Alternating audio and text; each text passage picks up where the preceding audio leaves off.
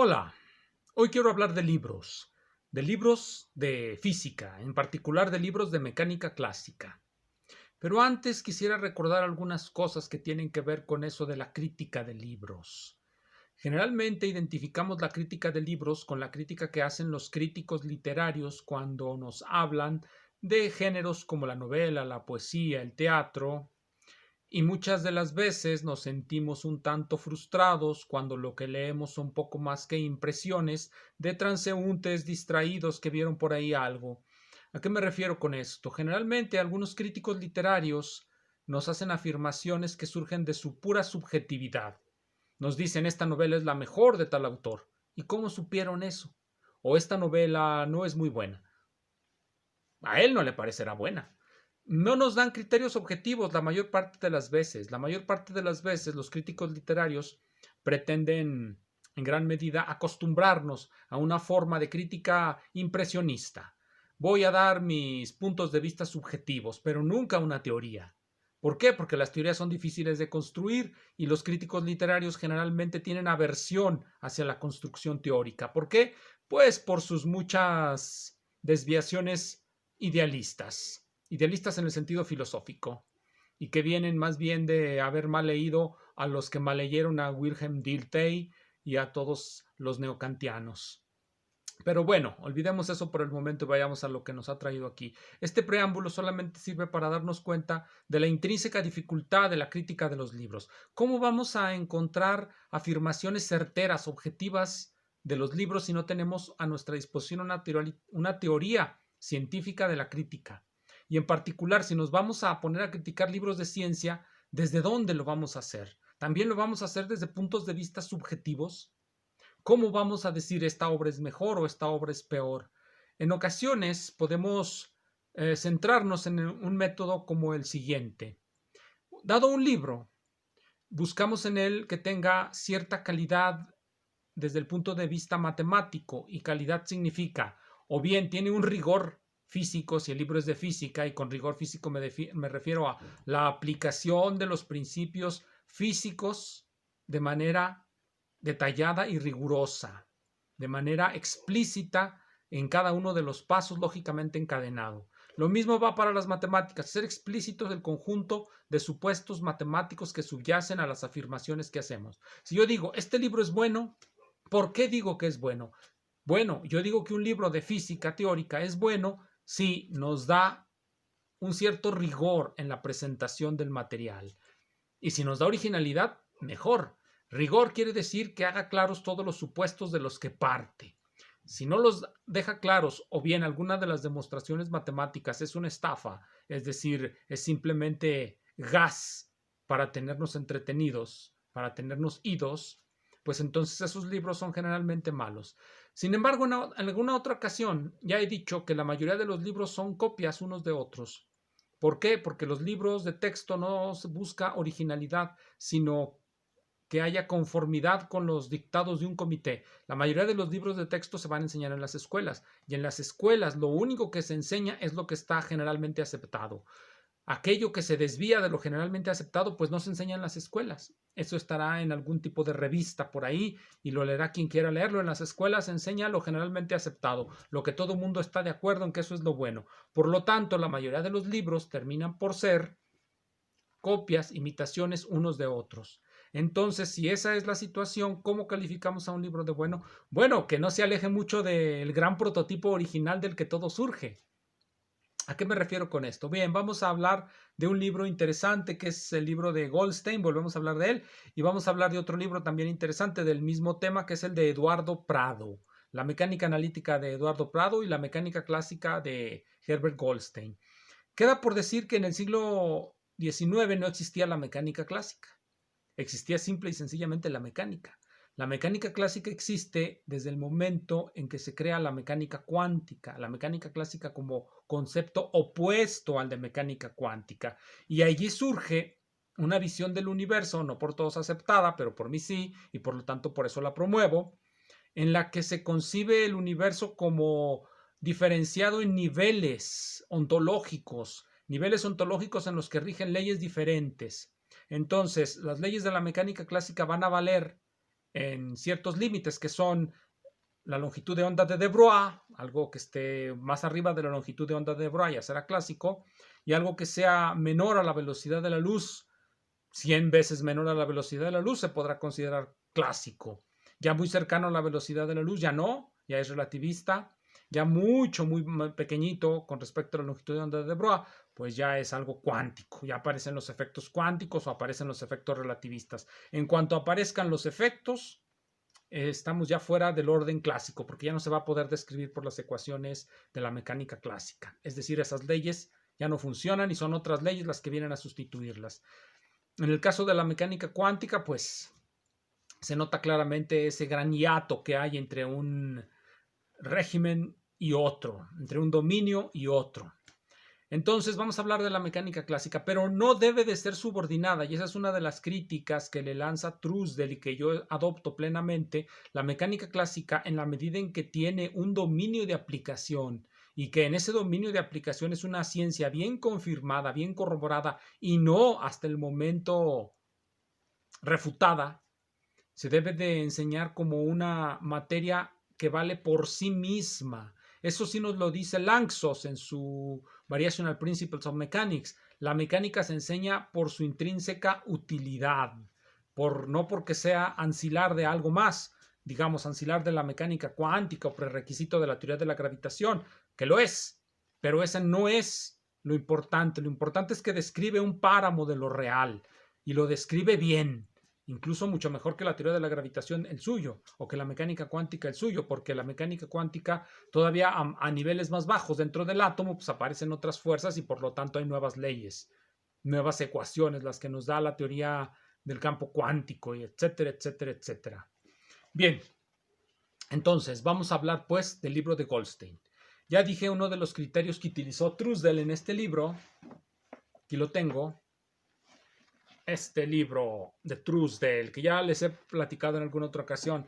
La crítica viene en la página 144, se llama La mecánica clásica, el libro Mecánica clásica de Goldstein. Cuando aparece así en cursivas, pues es que está remitiendo a un libro. La mecánica clásica de Goldstein. Entonces, ¿qué nos dice Truesdell? Bueno, pues nos dice que la mecánica clásica de Goldstein quiere o pretende subordinar la mecánica a los fines de la mecánica cuántica. Y ese es un error. ¿Qué otra cosa nos dice Truesdell? Que de manera sistemática Goldstein baja el nivel de la mecánica clásica. Y en la medida en que baja el nivel de la mecánica clásica, nos lo bajó también a todos los mexicanos, a todos los que leyeron y aprendieron y todavía aprenden mecánica clásica en ese libro, un nivel matemático pues realmente de nivel licenciatura, aunque entiendo que se da a nivel posgrado el Goldstein. Es un libro de licenciatura, de últimos años de licenciatura quizá o de mitad de la carrera. Pero bueno, aquí nos lo venden como si fuese lo más avanzado. ¿Por qué? Eso que nos lo digan los comités que lo adoptaron. Generalmente se tiende a subestimar a los mexicanos y quienes más subestiman a los mexicanos son los mexicanos mismos. Eso recuérdenlo siempre. No, si un mexicano les dice que ustedes no sirven, no le hagan caso. Así son todos los mexicanos, se subestiman unos a otros. Así como muchos otros pueblos tienden a ensalzarse demasiado, no diré cuáles. Entonces, volviendo a las críticas. Número 1. El libro de Goldstein subordina la mecánica clásica a la mecánica cuántica, cosa que no debe ser. Baja el nivel matemático, pero lo baja con respecto a qué? Con respecto al nivel matemático general de la mecánica que se utilizaba a mediados del siglo XX y que venía de finales del siglo XIX. ¿Cuál es ese nivel general del que estamos hablando? Es el que se encuentra en libros como el libro de Apple, de Paul Apple, que tengo por aquí. Aquí se los voy a enseñar. En este libro. Aquí son el volumen 1 y 2, lo tengo en una encuadernación que los junta. Son libros que aparecieron en 1894 el primer volumen y en 1895 el segundo volumen. Aquí se establece, porque pues este es el libro de los franceses, y los franceses a fines del siglo XIX eran los que establecían el nivel de la ciencia internacional junto con los alemanes.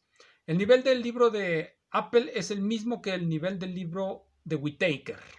Y seguramente en México, en el siglo XIX, era un libro muy común. A finales del siglo XIX, principios del siglo XX, era muy común que se leyera el libro de Apple. Tengo esa idea porque cuando he ido a la Ciudad de México me he encontrado por todos lados los libros de Paul Apple.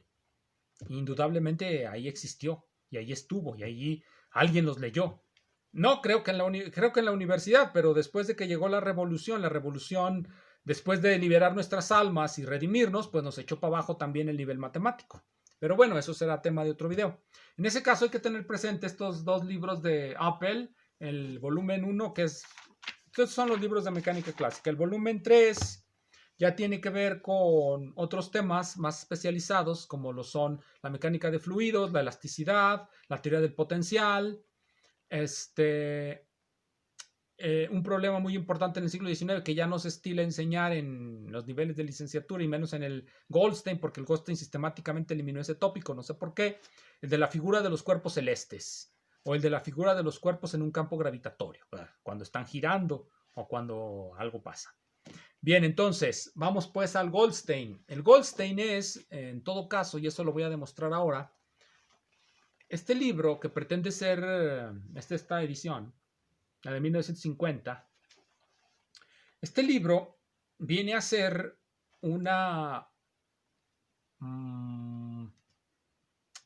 vulgata, por decirlo así, una versión vulgarizada de los artículos que aparecieron en la enciclopedia de física de Geiger y Schell a principios de este siglo, como por 1916-17.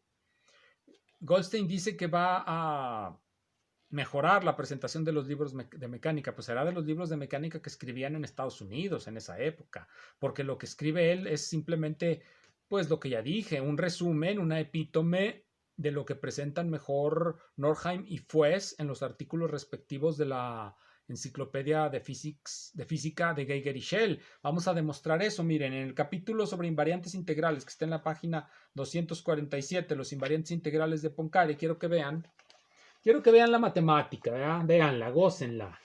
Gocen esta matemática que está aquí, gócenla, véanla.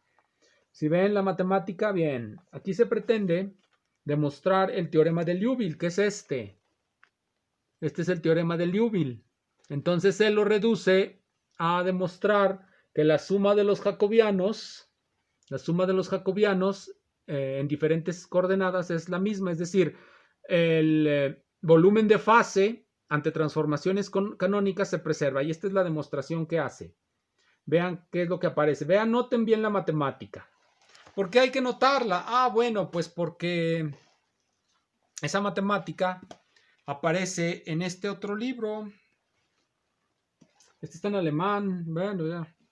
Sí se nota el parecido, ¿verdad? Sí se nota el parecido. Está también tratando de demostrar el teorema de Liouville ante transformaciones canónicas.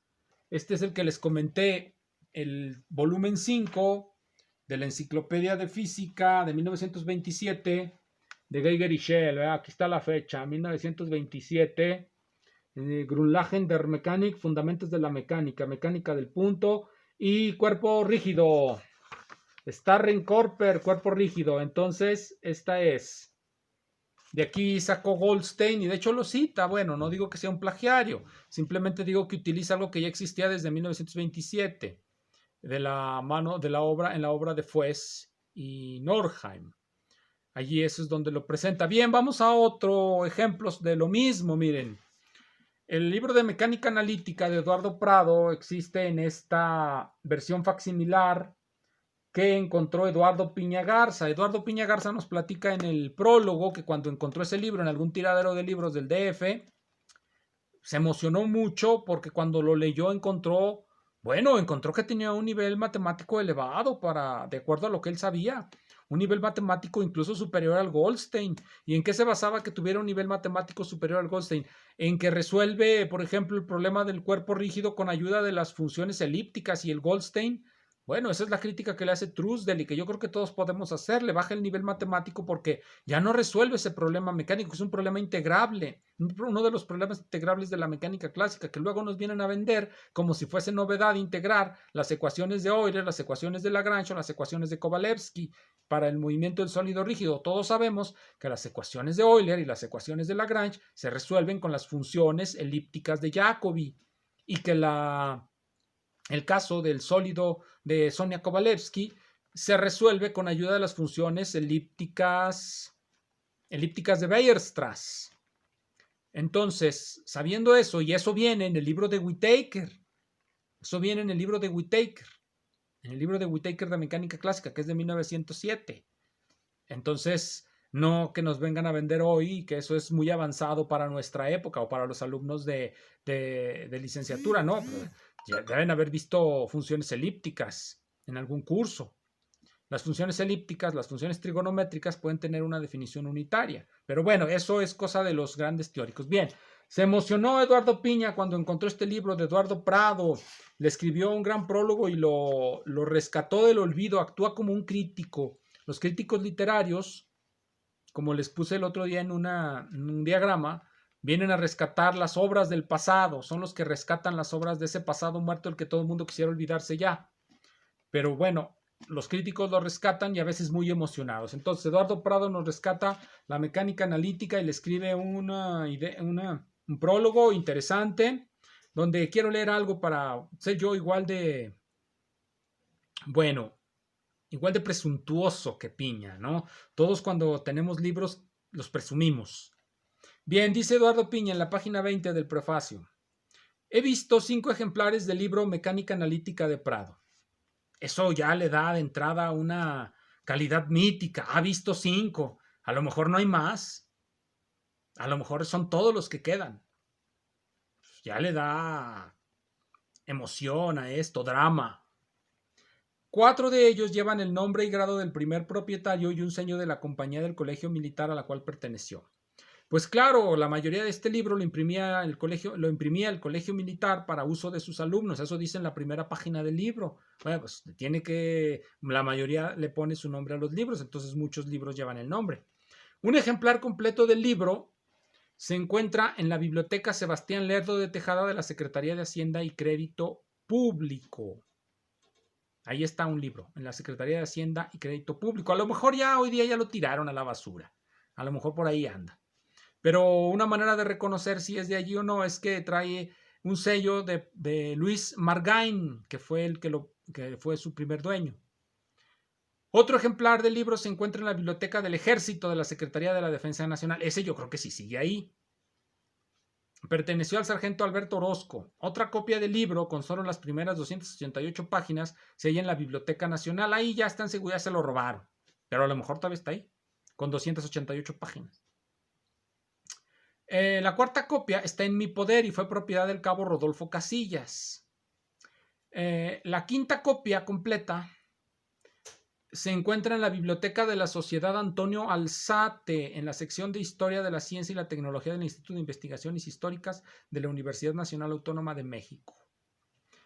Son 5 los que nos dice, ay, hasta se oye como muy impresionante, nomás son 5. Bueno, no, en realidad son 6.